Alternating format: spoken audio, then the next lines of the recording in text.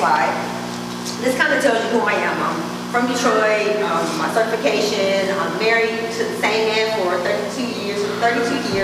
We have a 28-year-old daughter. And so in a lot of ways, I'm just like a lot of you. And so what I want you to understand is where you are is not where you're always going to have to be. And so our lifestyle movement consists of 3 components: prayer, fasting, and a plant-based lifestyle. So when people ask me, well, how did you get off all the prescription drugs? Because like I said, I have 3 different autoimmune diseases: vitiligo, celiac, and osteoarthritis. And so every time I go to the doctor, they're trying to figure out why am I not on any prescription drugs. Dr. Paul asked me what made me go this direction. Well, in 2015, I was on a bag of pills for pain, because osteoarthritis is painful. It can be very painful. And I decided, I'm like, you know what, this is not working for me. So I went from a water fast to the Daniel fast. And during the time of being on the Daniel fast, I didn't have to take any drugs at all. And my inflammation went down, my pain went down, my edema, everything just stopped. And I'm like, well, wait a minute, if this is working, why not make this a lifestyle? And so I said, the Daniel fast, what if it was designed to be a lifestyle? What if it wasn't just for us to do it for a certain amount of time? And like she talked about the blue zones, the original blue zone was the Bible. The Bible showed us, and he started with, in Genesis, we were all plant-based. We all started off as plant-based. And so when people say it's not natural, it's not normal, well, it's kind of the way we all started off. And so if you go back to what you did before that work, you're going to get greater success than doing what everyone is doing. The keto and all those things, those are only short-lived. You look at people who practice, I always tell people, whatever you can't do forever is a diet. You cannot eat like that forever. You cannot run 25 miles a day forever. So a part of it is finding things you can do forever. You can go to the next slide, please. So freedom from food, the 21-day journey, and prayer and fasting. Why would I say fasting? Because the Bible says when you fast. It doesn't say if you fast. Everybody fasts every day. Do you realize that? Mm-hmm. When you go to bed at night and you wake up, it's called breakfast. And just like the doctor said, you can change when you break your fast from when you first wake up or 12 o'clock in the afternoon. But my question is, what do we break our fast with? If you're breaking your fast with foods that are high in sodium, high in salt, or high in sugar, high in processed fats, you're breaking your body down. So what I try to encourage people to do is to break their fast with the rainbow: yellow, purple, green, orange. Because if you begin to eat foods that are bright in colors, it makes it easier. Because for me, I know, how many of you guys have ever counted calories before? How many of you counted fat before? Has that worked? No, it doesn't work, because part of it, you're focusing on food. My issue is when people tell people, you need to eat 5 times a day. You need to eat when you're hungry. And you need to make sure you're eating foods that feed your body, vitamins and minerals and water. How many of you think the most important, what is the most important nutrient in your mind on this side? 2 people tell me, what's the most important nutrient? Say that again? Water. Thank you. Most people think that the most important nutrient is protein, and it's not. The most important nutrient is water. Most of us, one of the things I realized, because I fast, we do 21 days of prayer at our church when we fast, but I fast every single week because I realize that my body is under a lot of stress, and I'm exposed to a lot of toxins and a lot of things that are inflammatory. So I fast every single week, 1 day a week, where I just drink water. Because I think a big part of it is, and then I turn my phone off. I don't watch, all those things that are fighting for your attention. And so a part of it is learning how to let your body rest and renew itself. And so when you fast, what you're doing is you're allowing your body the time to rest. Insomnia and all those things are a result of your body just constantly going. And I'm not fasting to lose weight. I'm fasting to let my body renew itself. I always explain to people, you need to know your numbers. You need to know your blood pressure. You need to know your cholesterol. You need to know all those numbers. It's not just the numbers on the scale that matter. Because those numbers underline issues to a lot of our health issues is we don't realize that there's inflammation in our body. And one of the biggest issues for inflammation is dehydration. So if we would get hydrated, we could cut down on a lot of the inflammation we're experiencing in our bodies. Because while vitamin D is a hormone, if your body is dehydrated, your body can't use the things that your body is taking in. So hydration is a very important part. Just like being moving and staying active is important, it's very important that we stay hydrated. Foods that are high in water. All the foods that God created are filled with water, they're filled with vitamins, they're filled with minerals, and protein. So in order for even mother's milk is designed to be a higher percentage of carbohydrates and water, not protein. So when people start getting into this debate about protein, they ask me, I've been plant-based now for 5 years. I don't eat any animal products at all. I eat some processed food, but the majority of my lifestyle is foods that grow.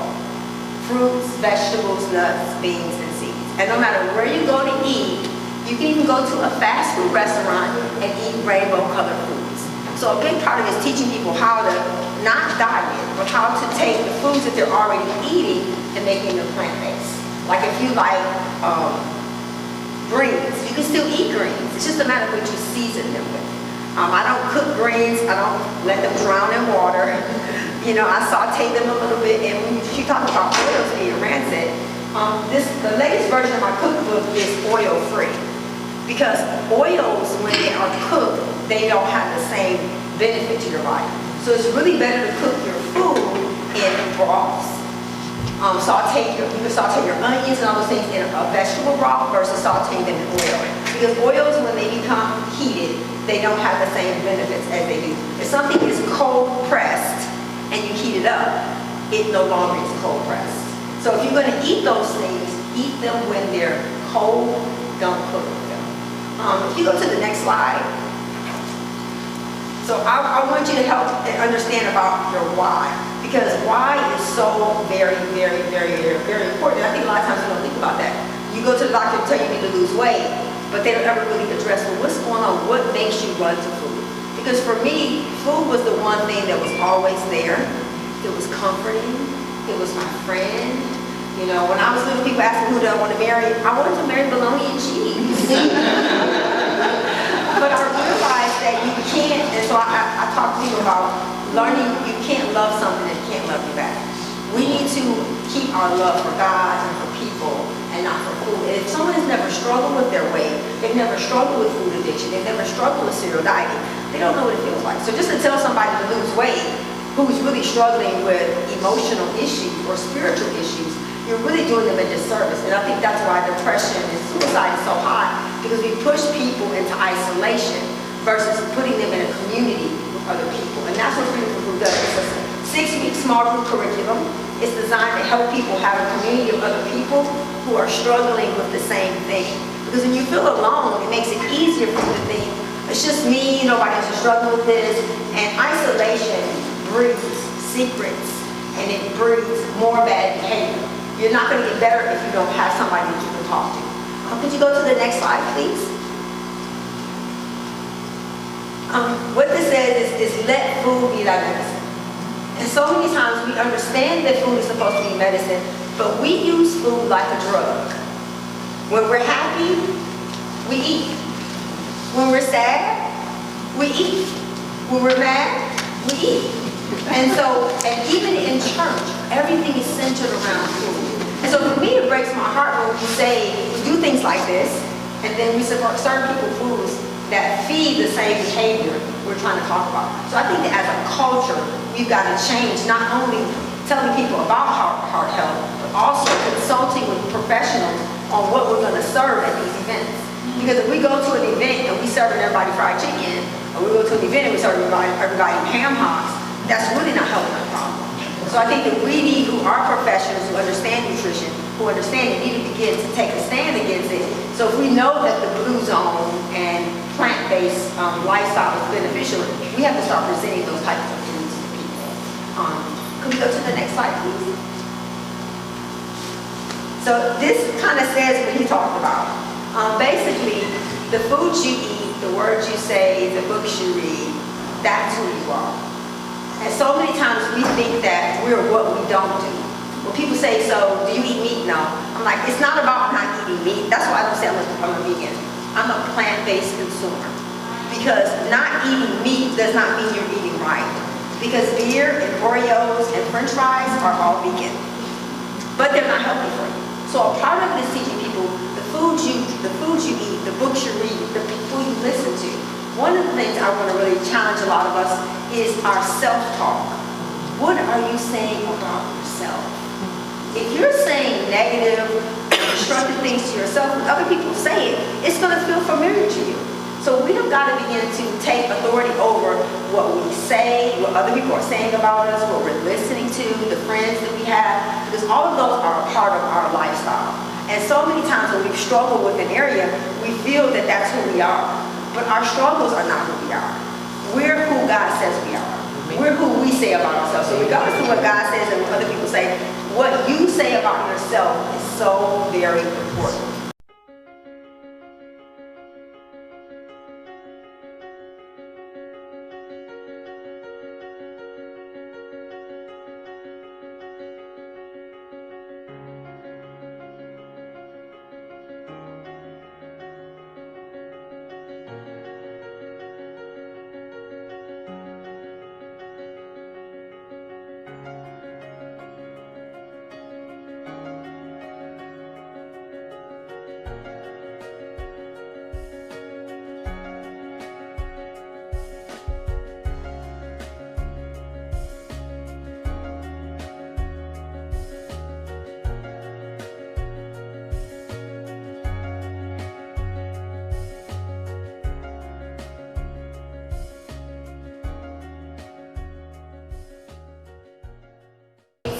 Come off.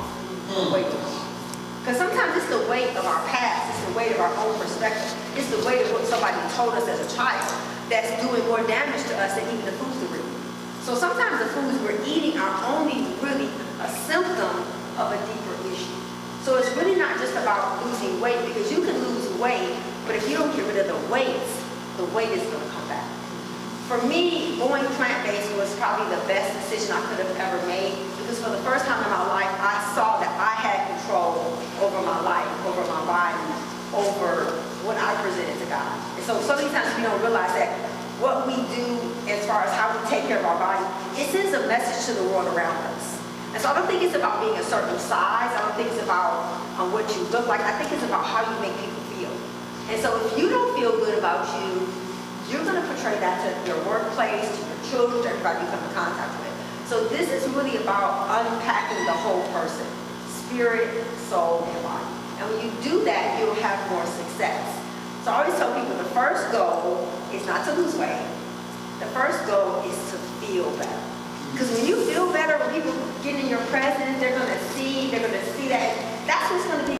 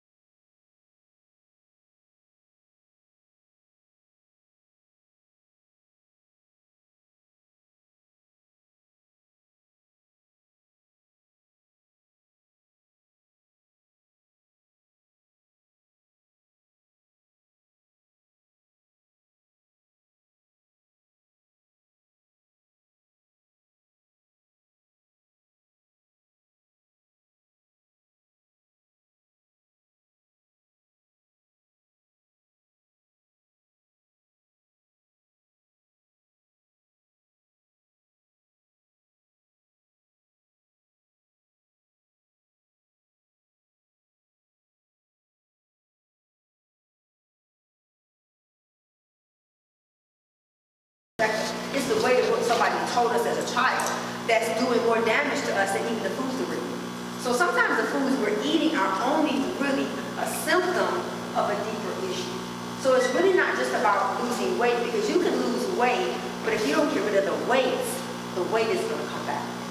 For me, going plant-based was probably the best decision I could have ever made, because for the first time in my life, I saw that I had control over my life, over my body, over what I presented to God. And so many times we don't realize that what we do as far as how we take care of our body, it sends a message to the world around us.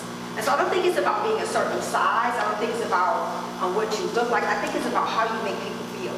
And so if you don't feel good about you, you're going to portray that to your workplace, to your children, to everybody you come in contact with. So this is really about unpacking the whole person, spirit, soul, and body. And when you do that, you'll have more success. So I always tell people the first goal is not to lose weight. The first goal is to feel better.